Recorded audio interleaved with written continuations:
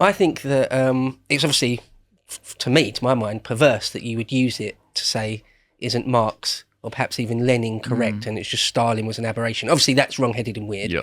But what I also thought about it upon re-listening to it recently in the last couple of days is that it could also stand very well as an allegory for all dictatorships. There's lots of themes in there that apply to all sorts of authoritarian regimes, not just communist ones. I mean, I think it's very interesting that the main pig, Napoleon, obviously stands for Stalin. Yes. But could be all sorts of different autocrats. I mean, the fact that Orwell chose to call him Napoleon. Yeah. Because there's a bit, isn't there, towards the end of the novel where it's only really a novella, it's dead short, isn't it? It's 100 pages. Right, yeah, it's really short. Where they decide they're going to make Animal Farm a republic. Yes. And Napoleon's the only candidate. Yeah. But that's interesting because Napoleon, the actual Napoleon Emperor, Napoleon I of France, well, he did that. It was supposed to be a French republic, and then he just made himself an emperor. So the point I'm trying to make here is that there's many more layers to Animal Farm than I think first meet the eye. Of course, it's some sort of satire or some sort of comment on Russian history, but there's more layers. There's more to it even than that. I feel like there's barely a word that isn't. There's something in it. Yeah. There's even some bits in it where I thought that's probably an allusion to something, but I don't know what. Just an example off the top of my head, there's one bit where boxers working alone at night under the harvest moon. I don't know what that means, but I feel like, I might be wrong, but I feel like Orwell meant something by that. Yeah, I it's also... very tight, isn't it? It's the words he uses it's very precise. Specific, yeah. I also wonder if Napoleon was specifically chosen, and perhaps I'm being uncharitable to Orwell's part here, but revisiting it did feel a little bit like Trotsky's Cope.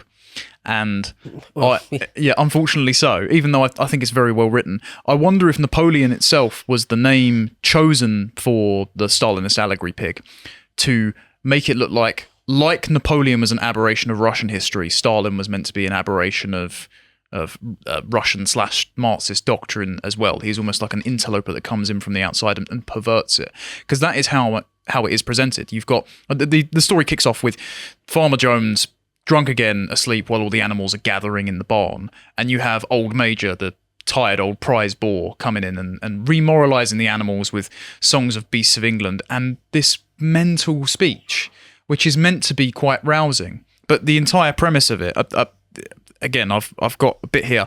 Now, comrades, what is the nature of this life of ours? Let's face it, our lives are miserable, laborious, and short. We are born, we are given just so much food as will keep the breath in our bodies, and those of us who are capable of it are forced to work to the last atom of our strength. And the very instant that our usefulness has come to an end, we are slaughtered with hideous cruelty. No animal in England knows the meaning of happiness or leisure after he is a year old. No animal in England is free. The life of an animal is misery and slavery. That is the plain truth. But is this simply part of our order of our nature? Is it because the land of ours is so poor that it cannot afford a decent life to those who dwell on it? No, comrades, 1,000 times no. The soil of England is fertile, its climate good, it is capable of affording food in abundance to an enormously greater number of animals than now inhabit it. The single farm of ours would support a dozen horses, 20 cows, hundreds of sheep, and all of them living in comfort and dignity that are almost beyond our imagining. Why then do we continue in this miserable condition? Because nearly the whole produce of our labour is stolen from us by human beings.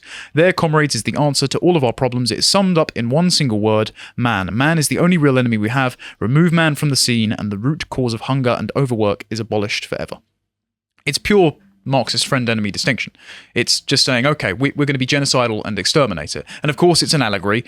The allegory doesn't quite match up to the proletariat and bourgeoisie with animal and man, because there is something actually natural and distinctive and makes us at the top of the food chain, whereas the bourgeoisie and proletariat distinction made by Marx is arbitrary and an accusation that doesn't hold any weight.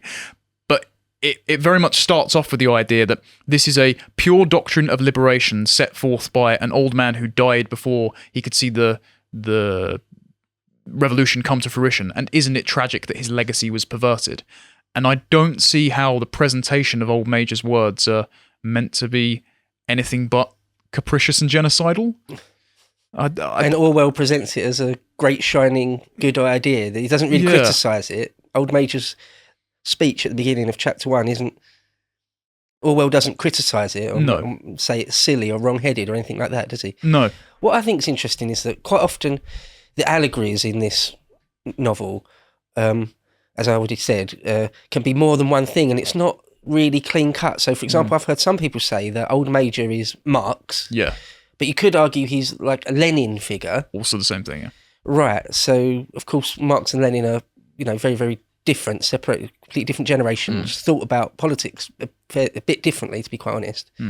But I feel like George Orwell is sort of, very deliberately doing that. So, for example, some of the other characters in it stand for certain things, but you could argue very easily that they could stand for more than one thing. Well, we'll get into it when we get further in the story. But yeah, I think you're right when you mentioned that it's sort of Trotskyist cope. Because if people don't know, George Orwell was a socialist, full-blown lefty, really, full-blown lefty, and sympathetic, at least earlier in his life, towards Trotsky.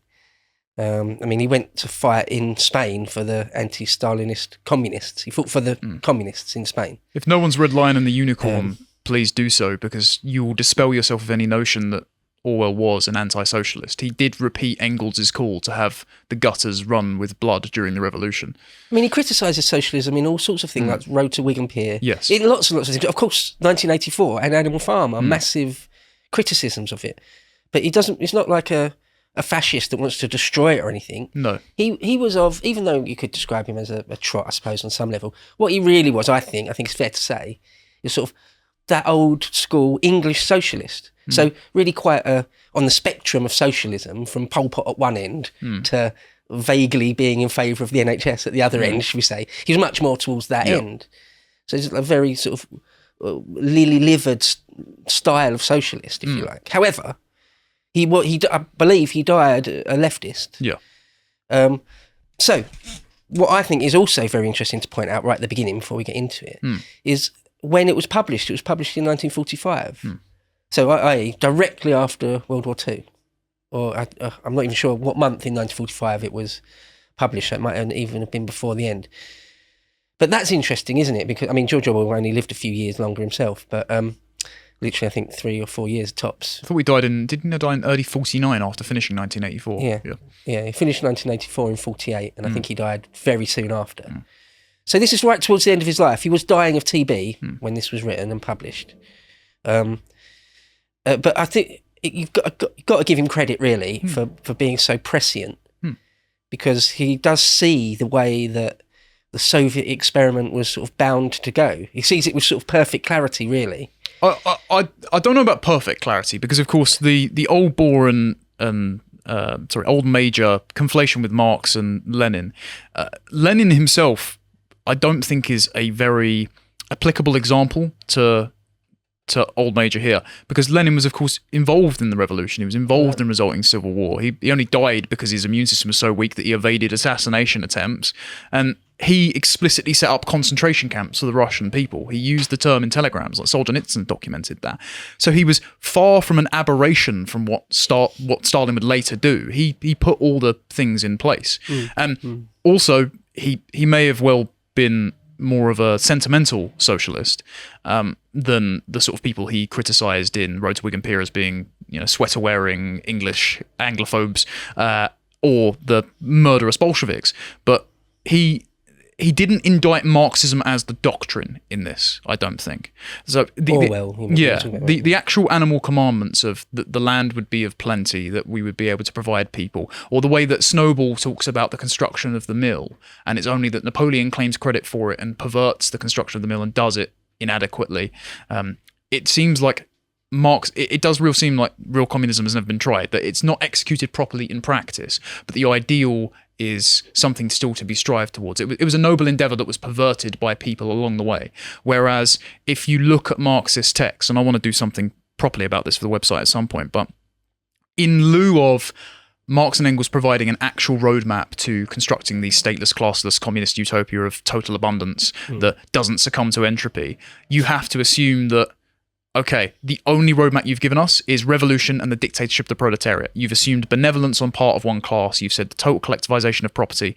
You've said, I'm going to justify murder as self-defense against the bourgeoisie that are oppressing us, and we'll figure out the rest on how to not be murderous and steal everything later on. So if that's the only roadmap they gave us, revolution and murder, and not how to make the utopia, you have to assume that the revolution, murder, and dictatorship is the goal in and of itself.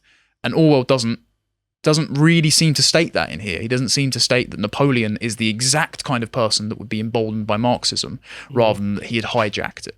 Yeah, he doesn't go that far. Yeah, fair enough. The idea about if Old Major is Marx or Lenin, I feel like it's very much sort of deliberately both, because everything you just said there, more or less, I agree with, and he's certainly more Marx than he is Lenin. Yes.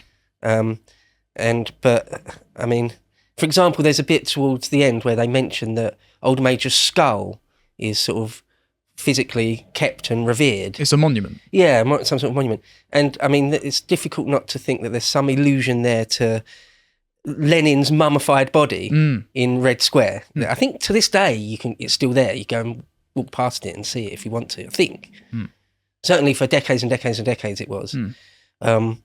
So yeah, I think Orwell very deliberately sort of playing around with things. It's more than it's like sort of deliberately ambiguous quite often. Yeah.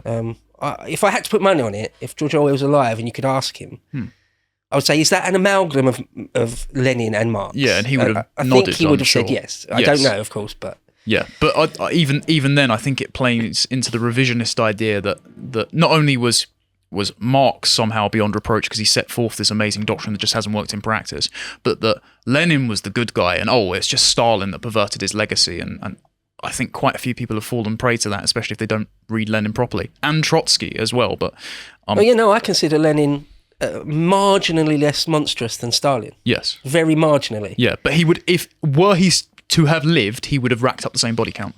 Probably, absolutely. Yeah. It's just the fact that mercifully his time on Earth was short, but then unfortunately the Russian people were subjected to Stalin as well. To watch the full video, please become a premium member at lotuseaters.com.